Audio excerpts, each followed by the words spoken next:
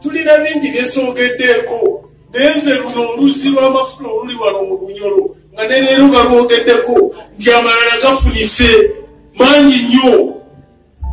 Nze sirina gye nnyata oba mwe mulina gye mwagala okgenda amangu mulutule birinza g'amafuta nyabagana abeera nga gatuusa emyaka 2 njagalenda nange ngagenda. Njoga ku mazzi gano abantu ge banywa gano ge mazzi ensi genywa gano.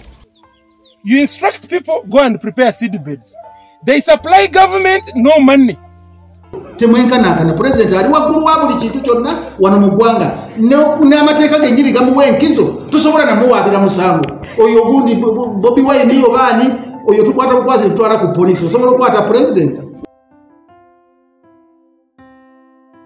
Kakati njagala okubuulira nti abasajja bano ekisooka mu kuduula balungi nnyo ate tebamanyi nnaku lwakuba nti ne bye boogereramu tebababuulira mazima.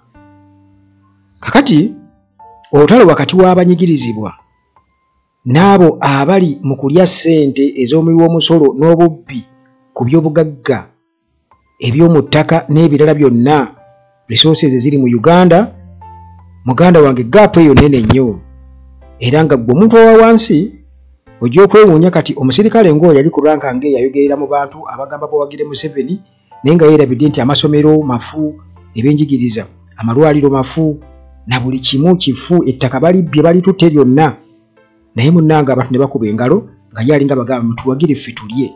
Bwe tuva ku baana ya mu nnyumba ewuwo owuliriza bannyonnyola ekiwa gye tuvudde.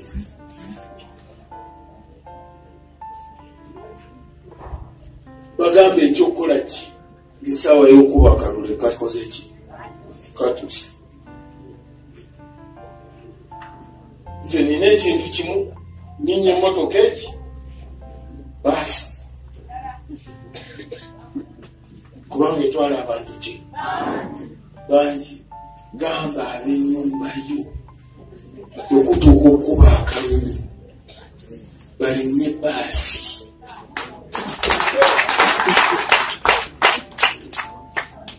Oba kwogamba agenda alinnye baasi akutunuulira bubi oba ayogera bubi balinnye ki?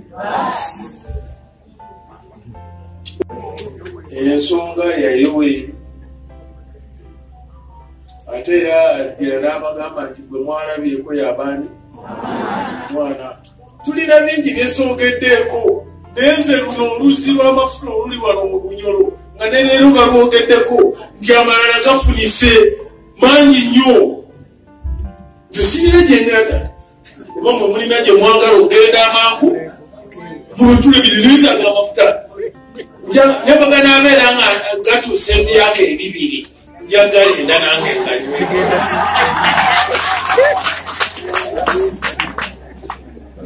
Mwemulowooza mbalimba nze sirina gye ngenda sirina gye nkolera era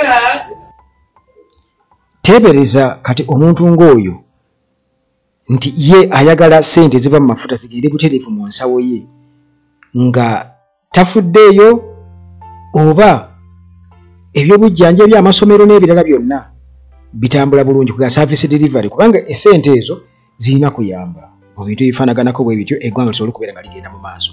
Naye kati bazirindiridde era nga gino Museveni bw'ali nti oil we yagamba it's his oil, it's my oil nga yeerifaringako.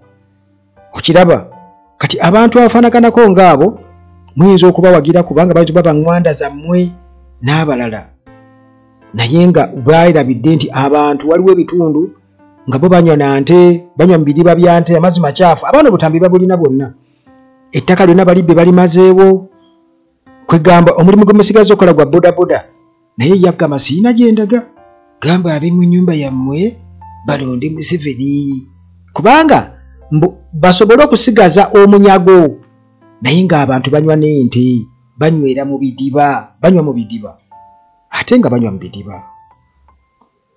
Netambula nnyo n'okusinga epapo y'amafuta.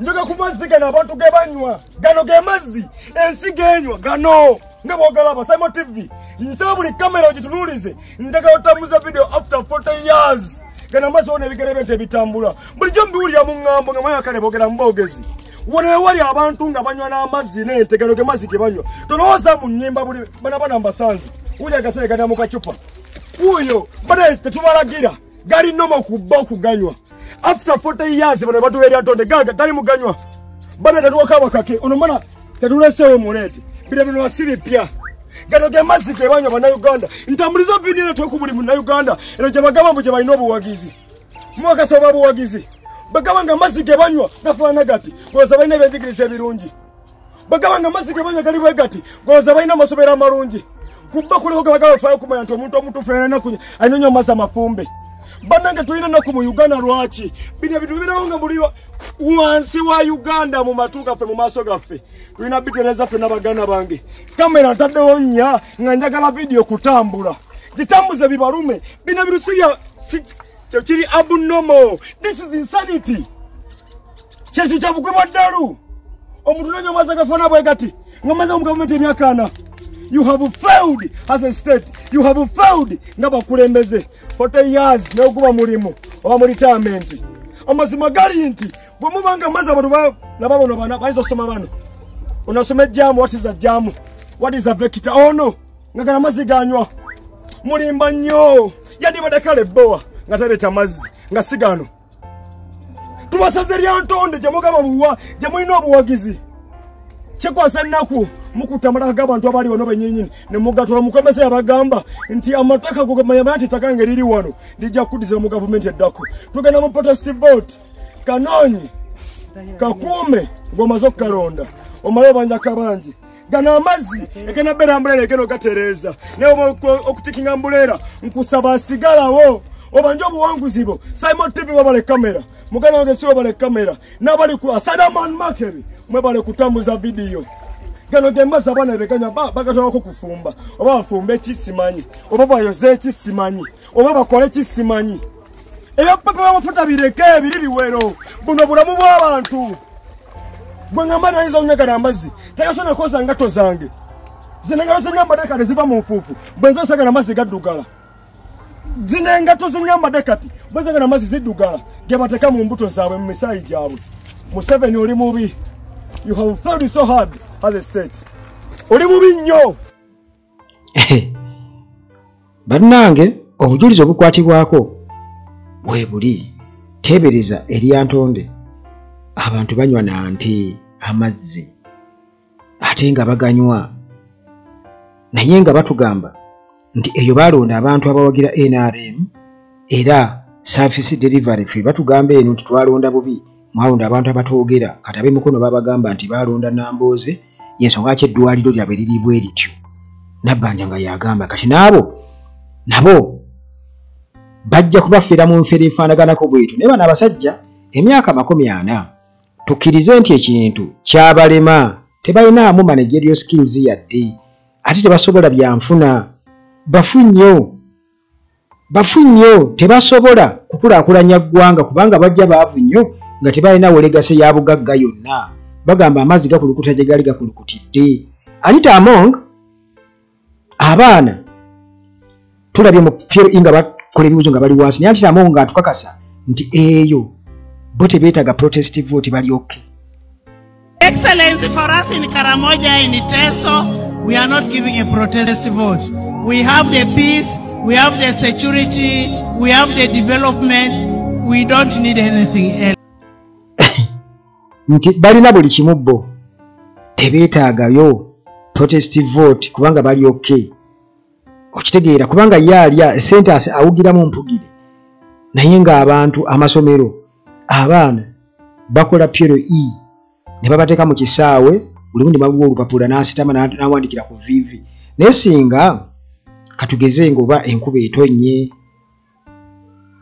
n'ebintu ebirala bingi nnyo kwegamba by'oyinza okugamba nti mbutuufu gavumenti eno eswaliza ddala kakati abalya kati RCC bwe Masaka bw'atyo ng'akakasa nga Bobi Wine bw'atasobola kubeera ng'akubayo tugamba olukuŋŋaana nga bwe yandibadde ayagala era ng'akakasa nti General Museveni ye asobola kubanga ye asukulumye ku bantu abaalo Bobi Wine ne bakwata bakwasi ne bakasuka muki mukomera talina kyali kwegamba bonna bakolera omuntu ogwo naye nga ensonga ya lubuto.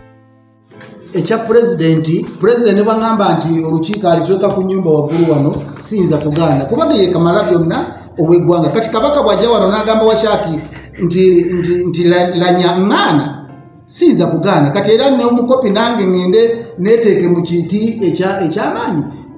President Museveni ye president w'eggwanga ate bw'aba atambula akola egya gavumenti n'egya campaign. Kati ye wayagala okuteeka egya gavumenti ze mugaani sirina buyinza obwo. Kati wali muntu yenna asobola kuyingirawo nti naye amwenkane kubanga president bagenda muteeka wano naawe bamuteeke wano mwenkanankana. Temwenkanankana. President ali waggulu wa buli kintu kyonna wano mu ggwanga n'amateeka gennyini gamuwa enkizo tosobola namuwaabira musango. Oyo ogundi Bobi Wine yo baani oyo tukwata bukwasi tutwala ku poliisi osobola okukwata president. Naye jjukira tuli mu kaseera ka campaign kwegamba nti bonna ba presidential candidates naye akulaze nti oli ye president w'eggwanga mbwa addukanya gya campaign ate no nga baddukanya n'eggwanga. Ndowooza olaba ekisooka entapula y'amateeka nfu oba nantagambwako okuduula kubanga ali awo ate si RCC naye nga bo abantu gw'osuubira okubanga ekyo kye bandiyagadde.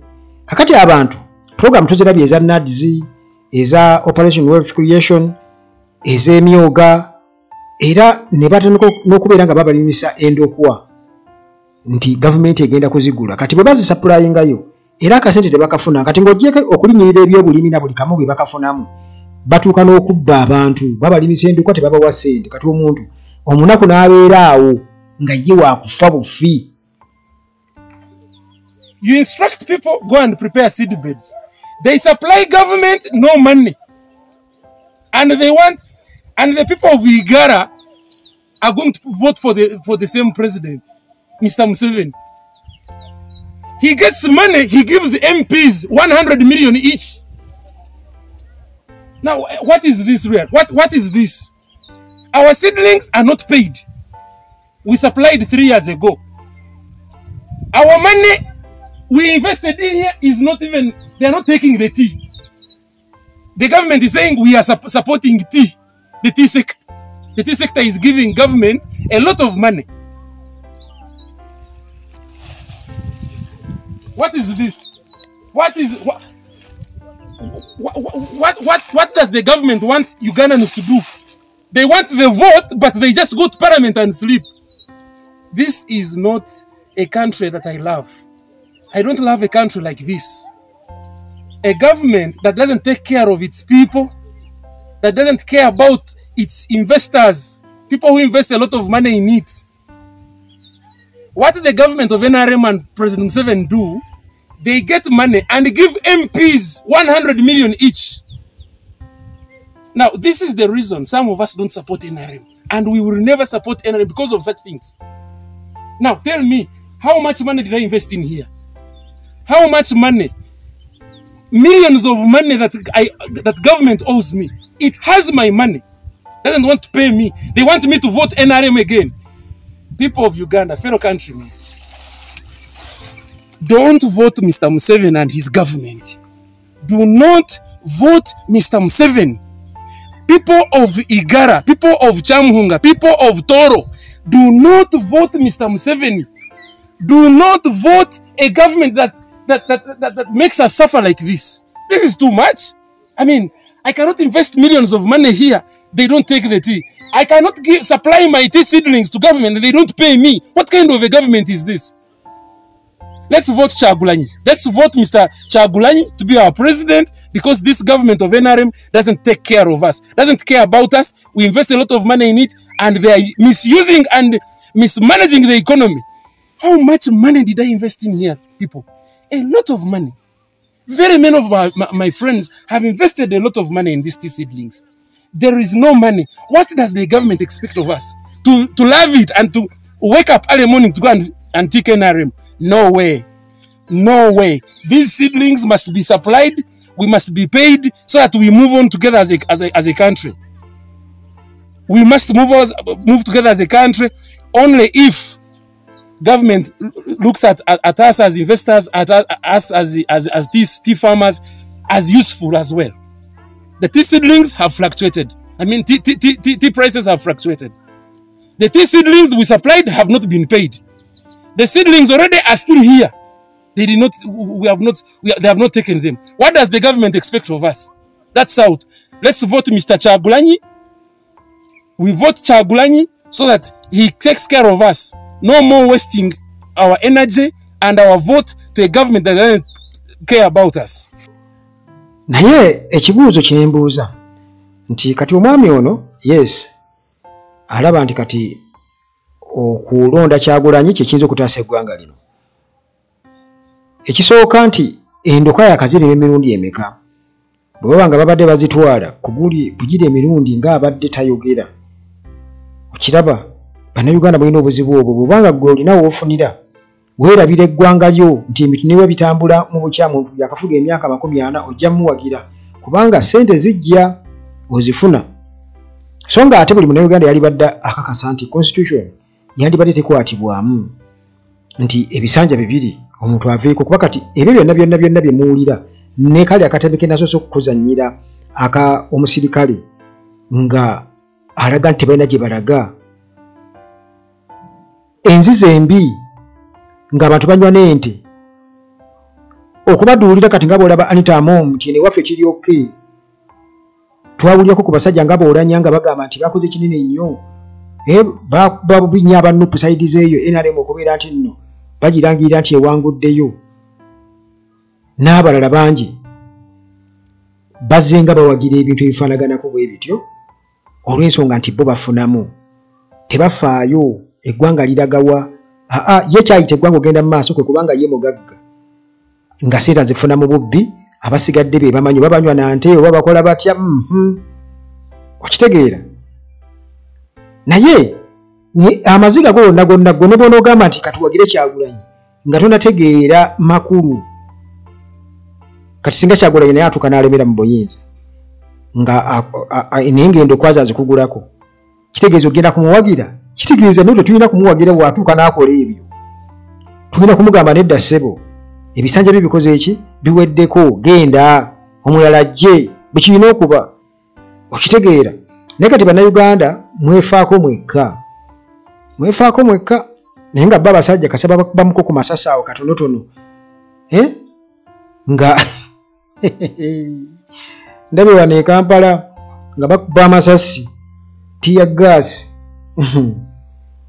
tujja byogerako mu mboozi zaffe ezijjako mu maaso awo saagala nnyini waavu ennyo Mukama Katonda akuume naye nga twetaagamuko kye bayita effort enkubiseemu emirundi n'emirundi okusobola okweggyako abasajja bano kubanga bo baagala kubeera nga be balya bino ebyokukyusa obuyinza nedda tebalina mbu gye balaga tebalina gye balaga beetaga jjeeke mpulukutu za misota